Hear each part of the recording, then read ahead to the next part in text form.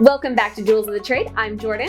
And I'm Hunter. And today we're talking about common pearl terminology. We're going to talk about cultured and natural, and we're going to talk about freshwater and saltwater.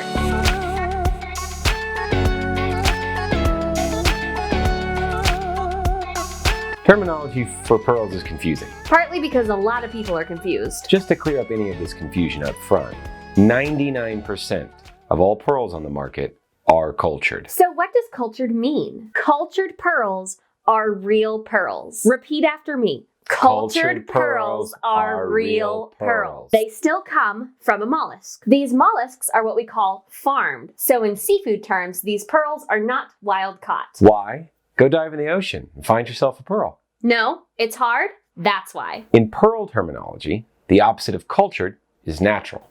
It's a little misleading. When someone says natural pearl, that pearl was not farmed. It was found in the ocean. So obviously it's going to be a lot harder to find and a lot more expensive. I've known people who've worked in the jewelry industry their entire life and never seen a full strand of natural pearls. And even if you have seen them, they're probably pretty small. Chemically, natural and cultured pearls are the same thing. It's just a difference of whether or not the mollusk that made the pearl is wild and free or safe and comfy at a pearl farm. So there you have it. Cultured might sound pretty bad, but most pearls on the market are cultured. Natural is very, very rare. They're all pearls from mollusks, all of them. Cultured, natural, pearls from mollusk, not fake. So what about saltwater and freshwater?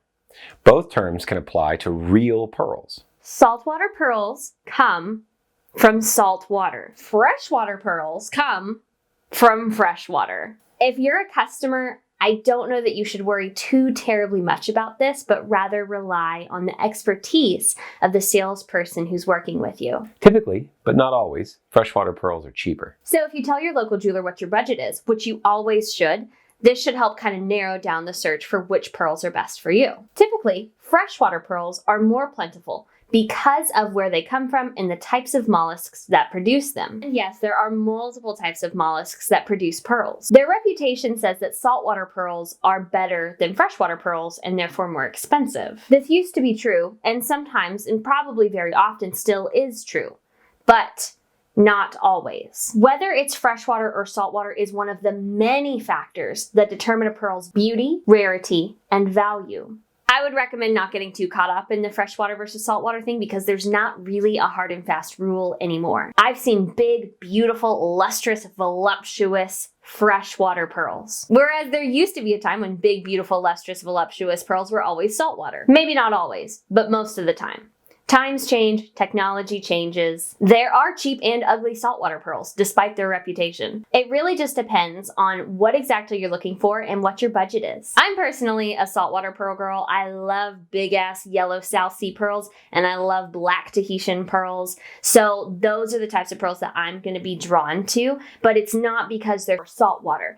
It's because of their color and luster, their size, their quality, and all the other factors that go into what makes a pearl just dreamy and beautiful and enticing. Another category of saltwater pearls is Akoya, and those are very beautiful too. But when we talk about these pearls and where they come from, we start getting into a lot of details that customers don't necessarily care about. What matters is, do you love the pearls? Are you drawn to them? Do you want to wear them? Are they in your budget? Right? You see what I'm getting at here? My recommendation, if anyone cares, is to touch the pearls before you buy them. Yes, touch them.